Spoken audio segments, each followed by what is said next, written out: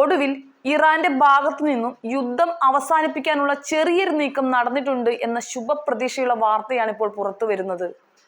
5 ദിവസമായി തുടരുന്ന രക്തച്ചൊരിച്ചിലുകൾക്ക് ശേഷമാണ് ഇസ്രയേലുമായുള്ള സംഘർഷങ്ങൾ അവസാനിപ്പിക്കാൻ എന്ന മട്ടിൽ തങ്ങളുടെ നിലപാടിൽ കുറച്ച് അയവ് വരുത്താൻ ഇറാൻ തയ്യാറാവുന്നത് തന്നെ. ഈ 5 ദിവസങ്ങൾ കൊണ്ട് ഇറാൻ ഉണ്ടായ നഷ്ടങ്ങൾ നിരവധിയാണ്. യുദ്ധം നിർത്തിയാലും സ്ഥിതിഗതികൾ പഴയ രീതിയിലാവണമെങ്കിൽ മാസങ്ങൾ തന്നെ എടുത്തേക്കാം. അതേസമയം യുദ്ധത്തിനുള്ള പ്രധാന കാരണം ട്രംപ് ആണെന്നതിന്റെ വ്യക്തമായ സൂചനയും ഇറാൻ തരുന്നുമുണ്ട്. സംഘർഷങ്ങൾ അവസാനിപ്പിക്കുന്നതിനായി യുഎസുമായുള്ള ആണവ കരാർ ചർച്ചയ്ക്ക് ഇറാൻ വഴങ്ങിയതായിട്ടാണ് സൂചന ലഭിക്കുന്നത്. അതിന് പ്രകാരം പിക്ചറിൽ ഇല്ലാത്ത ട്രംപിന് ഇവർ തമ്മിലുള്ള യുദ്ധത്തിൽ എന്ത് റോൾ എന്നതും ചിന്തിക്കേണ്ടിയിരിക്കുന്നു. ഏതാനും അറബ് രാജ്യങ്ങളും യൂറോപ്യൻ രാജ്യങ്ങളും നടത്തിയ സന്ധി സംഭാഷണത്തിലാണ് ഇറാൻ ആണവ കരാർ ചർച്ചകൾ പുനരാരംഭിക്കാൻ തയ്യാറാണെന്ന് വ്യക്തമാക്കിയതെന്ന് മിഡിൽ ഈസ്റ്റേൺ യൂറോപ്യൻ ഉദ്യോഗസ്ഥരെ ഉദ്ധരിച്ചുകൊണ്ട് the Wall Street journal report ചെയ്യുന്നത്. ഇറാനുമായുള്ള 2015 ആണവ കരാറിൽ ഫ്രാൻസ്, ബ്രിട്ടൻ, ജർമ്മനി എന്നീ രാജ്യങ്ങൾ പങ്കാളികളാണ്.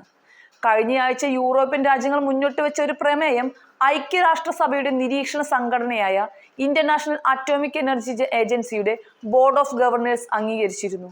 ഇറാൻ ആണവ നിർവ്യാപന ബാധ്യതകൾ ലംഘിച്ചതായി ഈ പ്രമേയം പ്രഖ്യാപിച്ചിട്ടുണ്ട്. ഇതിന് പിന്നാലെയാണ് ഇസ്രയേൽ ഇറാന്റെ ആണവ പദ്ധതികൾ തകർക്കാനുള്ള ഓപ്പറേഷൻ റൈസിംഗ് ലയൺ നടത്തിയത്. ഇസ്രയേൽ ഇറാൻ സംഘർഷം മൂർച്ഛിക്കുന്ന സാഹചര്യത്തിൽ ടെഹ്റാനിൽ നിന്ന് പൊതുജനങ്ങൾ ഒഴിഞ്ഞു പോകണമെന്ന് നേരത്തെ തന്നെ US പ്രസിഡന്റ് ഡൊണാൾഡ് ട്രംപ് ആവശ്യപ്പെട്ടിരുന്നു.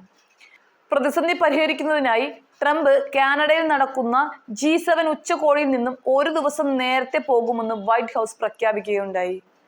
അദ്ദേഹം തന്റെ ദേശീയ സുരക്ഷാ കൗൺസിൽ വിളിച്ചു ചേർക്കുമെന്ന് ഫോക്സ് ന്യൂസ് റിപ്പോർട്ട് ചെയ്തിട്ടുമുണ്ട്.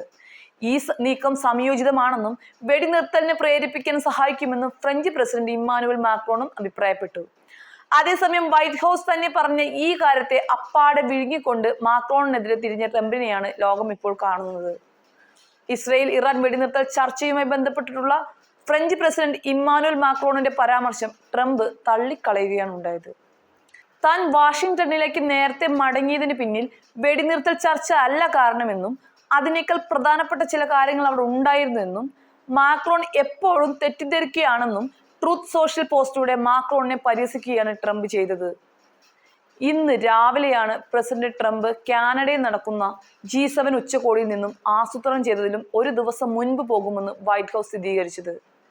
പ്രഖ്യാപനത്തിന് തൊട്ടു പിന്നാലെ തന്നെ ട്രംപിന്റെ തീരുമാനത്തെ പോസിറ്റീവ് നീക്കം എന്ന് വിശേഷിപ്പിച്ച ഫ്രഞ്ച് പ്രസിഡന്റ് ഇമ്മാനുവൽ മാക്രോൺ ഇസ്രയേലും ഇറാനും തമ്മിലുള്ള വെടിനിർത്തൽ പ്രോത്സാഹിപ്പിക്കുന്ന നയതന്ത്ര ശ്രമങ്ങളുടെ ഭാഗമായിട്ടാണ് ട്രംപ് മടങ്ങി പോകുന്നത് എന്നും സൂചിപ്പിച്ചിരുന്നു. അതേസമയം ട്രംപ് എങ്ങനെയൊക്കെ ഇടപെട്ടാലും ഖമേനിയെ കയ്യിൽ കിട്ടാതെ തങ്ങൾ യുദ്ധം അവസാനിപ്പിക്കില്ല എന്ന നിലപാടിൽ തന്നെയാണ് നെതന്യാഹു ഇപ്പോഴും ഉള്ളത്.